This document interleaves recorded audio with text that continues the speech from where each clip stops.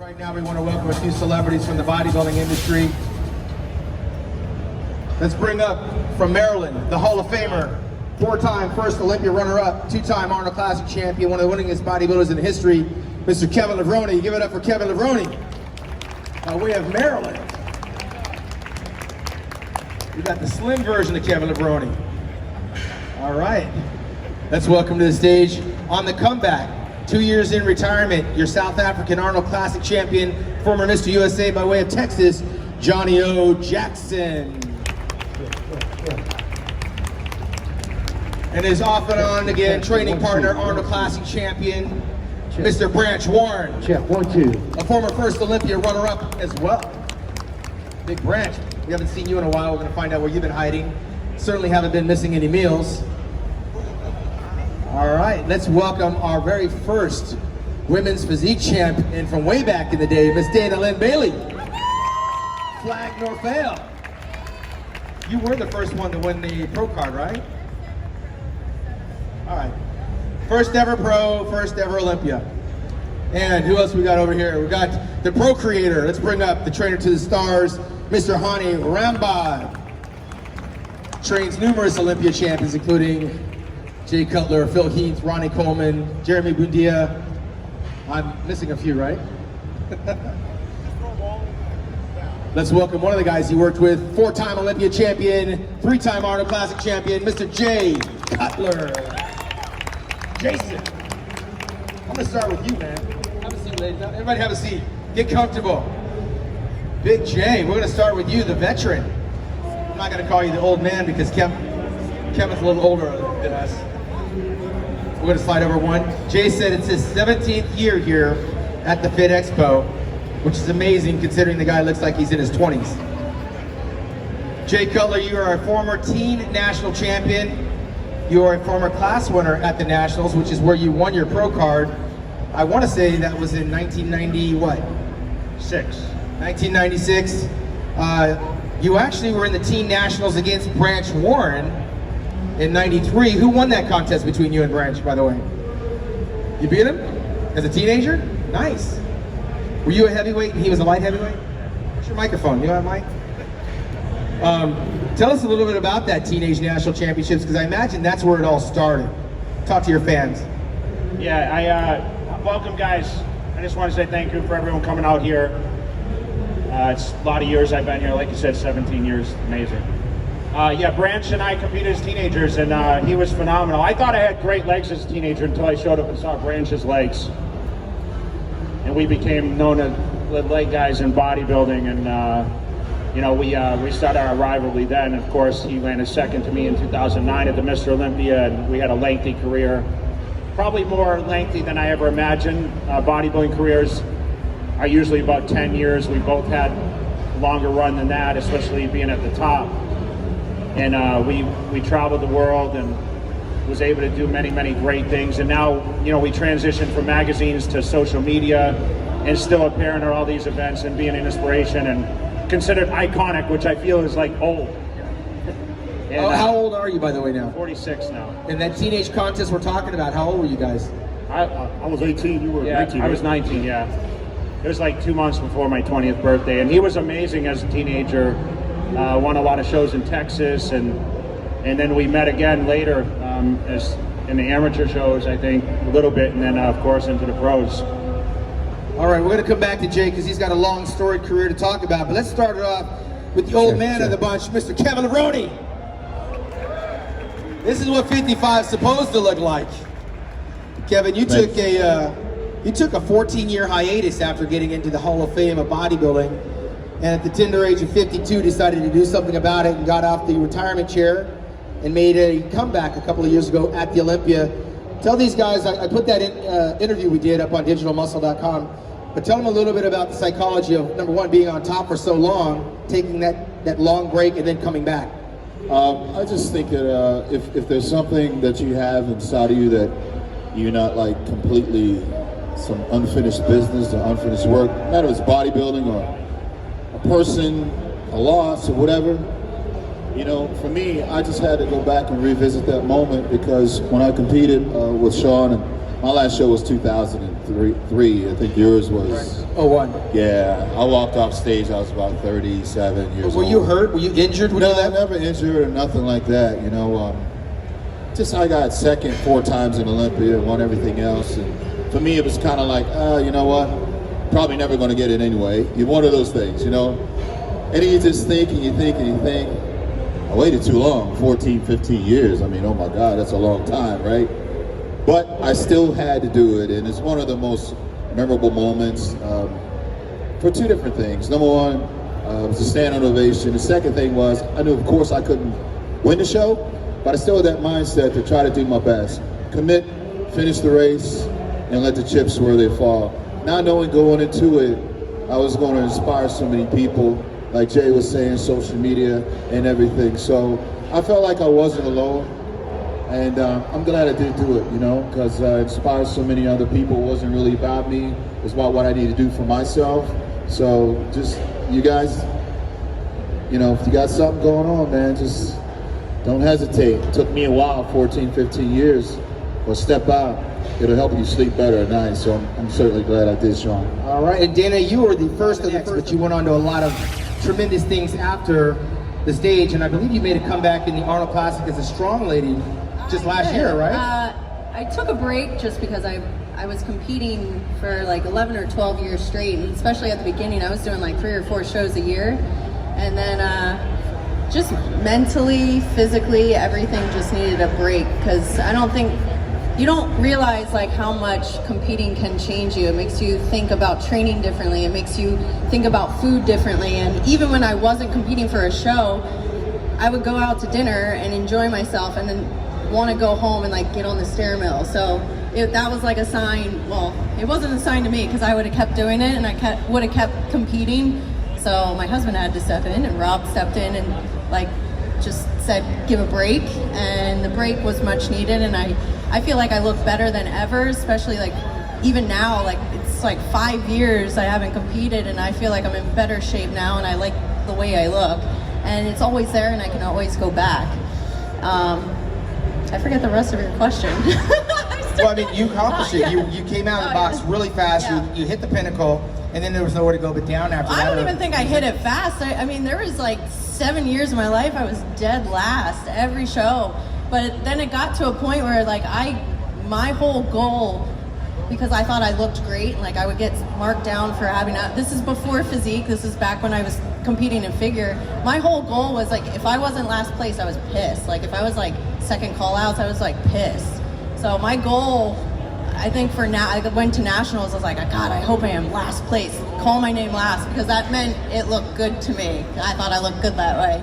So yeah, it took a long time to get there, and then they finally came out. Maybe they just saw me and they're like, might as well just make a division for this poor girl that's last place all the time, so they did. Yeah, but it's taken off. It has taken off, and physique is gorgeous. I love it. I love the evolution of all the categories now, so it's just cool to see. All right, and Branch, you, like you said earlier, you got started how old were you when you started working out?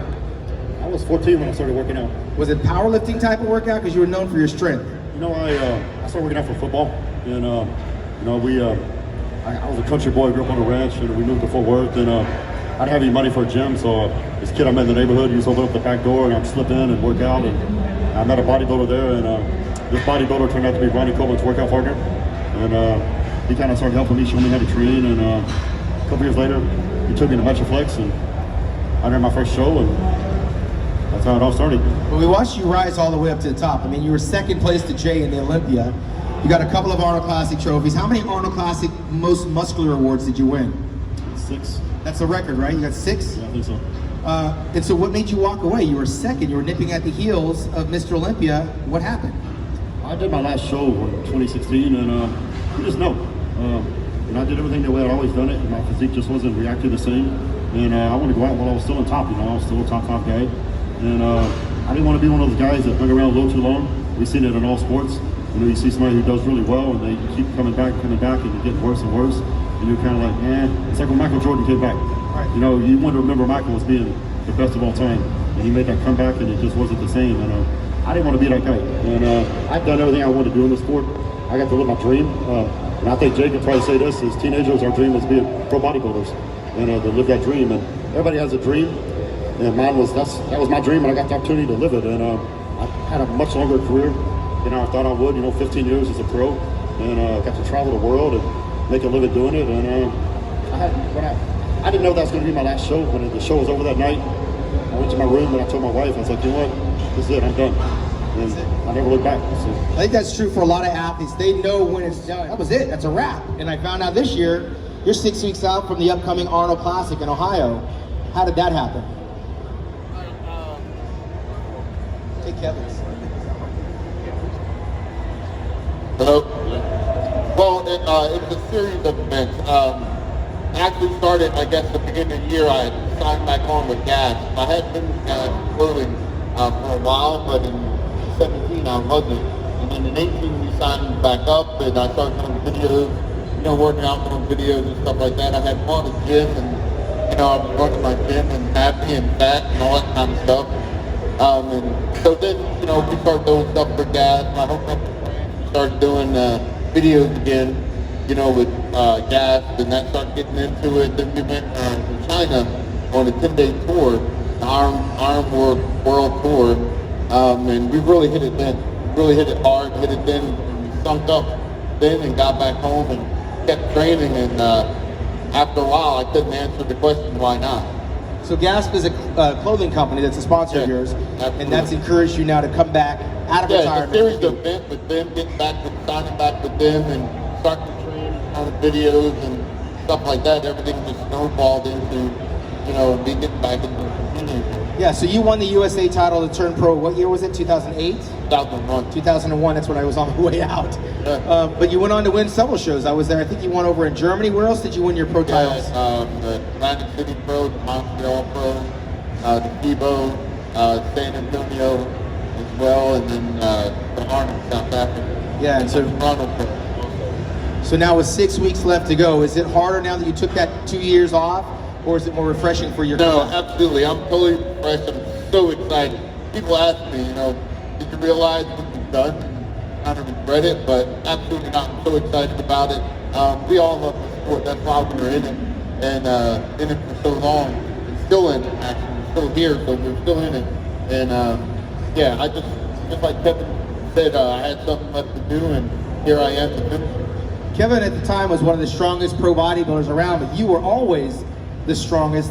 Even with Ronnie Coleman, give us some of the numbers of the lifts that you did, because you were heavy into power. You competed as a powerlifter and a bodybuilder in the same calendar year. Yeah, absolutely. I remember, I think I came in like 15th at the New York Pro one year. It was so sad.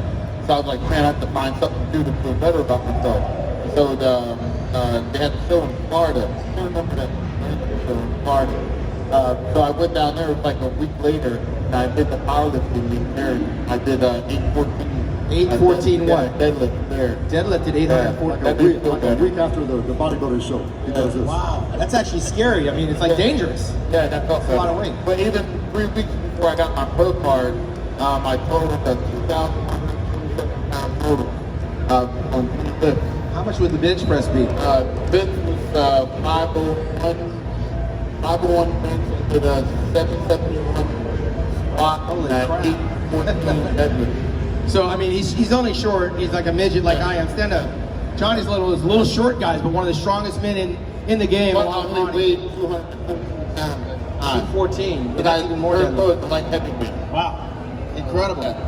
Nice work. Let's talk to another guy who knows nothing about being light. The owner of Evogen Nutrition and the trainer of champions. We call him the procreator because all he trains are the champions. Do you get any losers that come up and you start from scratch, or do you always work with the top echelon? I don't want to say losers, beginners, Do you work with beginners? Yeah, I work with beginners all the time. I used to. Okay. Now, because I only limit myself to about 4 or 5 people a year, then obviously you usually work with guys that are right on the cusp so that we can bring them up. Yeah, you fine tune it. And of course, we were Right. talking yesterday about Hany, which a lot of people aren't very familiar with him, but he Yeah. walked into his first Olympia and got third. I believe, Jay, your first Olympia, were you 12th place in your first one, 2000? 15th. 15th out of 16. That's actually a kind of a common story for a lot of the champions. Ronnie Coleman was dead last in 92. You're 15 out of 16. I remember Brandon Curry was saying, started at the back of the pack and worked their way up. You're catching these guys at the top. Have you brought anybody from the bottom up? Yeah, well, if you really look at it, Seth Ferosi would be a good one. You know, Seth, when we started out, it was, I think, Pittsburgh. Started out in Pittsburgh as an amateur, his second show ever, and then he won the overall there. Then his third show ever was the Nationals, where he took his pro card and second to Cedric McMillan in the overall. Then he got the next show, he won. Then the next show, he qualified for he won and qualified for the 202 Olympia back then. And, So if these guys are so good, how do they wind up at your doorstep? What, are you fine-tuning or finding things that they aren't able to figure out? No, I just basically find out who's got potential, and if the situation is, I feel out a lot of the clients that I work with because I want to make sure that they're going to be able to be coachable. So at the end of the day, most of the clients that I work with end up coming to me because they were saying, hey, look, I'm willing to put the time and effort, and that's the first step. Because if I'm trying to convince them to work with me, then chances are I'm going to have to try to convince them to listen to me too. And that's the big difference. One of the things we mentioned yesterday was he's worked with 7-time Olympia Phil Heath from literally the beginning, right? Yeah, right after he turned pro. And then he got second in his last Olympia 2 years ago. And the question is he coming back? Will he come back? And if he does, what has to happen? Can you paint the picture for us? I think with anybody coming back, obviously Jay came back in '99, or actually it was 2009. It feels like 99. Dexter Jackson took you out in 08, you came back in 09 to win it. Yeah, and at that point, when Jay and I started talking, it was more about making sure that he wanted to come out on his, if he was going to do one more Olympia, on his kind of terms, right? And it was going to be just, yeah, you're going to quit. He was literally going to quit. I mean, the guy. Wait, you got second at Dexter and you're going to quit? You beat him for numerous years. Yeah, I wasn't sure if I was going to come back. I figured, you know, was I hungry for it anymore? And even when Hany and I spoke, like after I lost the show, you know, it still took us like 3 months before I actually made the decision, okay, I'm going to start prepping to come back. And no one had ever won the title back, ever. So that the odds were against me. Even you said I wouldn't win it back, Sean, right? I thought Dexter was going to be the macaroni. We're turning the corner. You came up with the mass monster. So, you know, and Phil Heath was on the rise, and you know, I came out and you know, won the show. Yeah. So how hard was it? Was he receptive to your advice? Absolutely, and he had worked with Chris for his whole career, and again, it took a huge shift in his mental state to be able to listen to somebody like me who does things very different than Chris. I mean, Jay will tell you, I break things down at a whole different level. It's not kind of like, okay, try to do this or do that. It's like, I need you to do this, I need you to do that. So I micromanage the whole process because I am super, super intense when it comes to prep. That's why I don't work with a lot of people, because I can't, you know, I go really, really deep into these preps. Yeah, he was a pain in the ass. Literally. I heard we used to argue a lot about what I was going to do. But he was right. It worked. So when I won, he said, see, I'm glad you listened.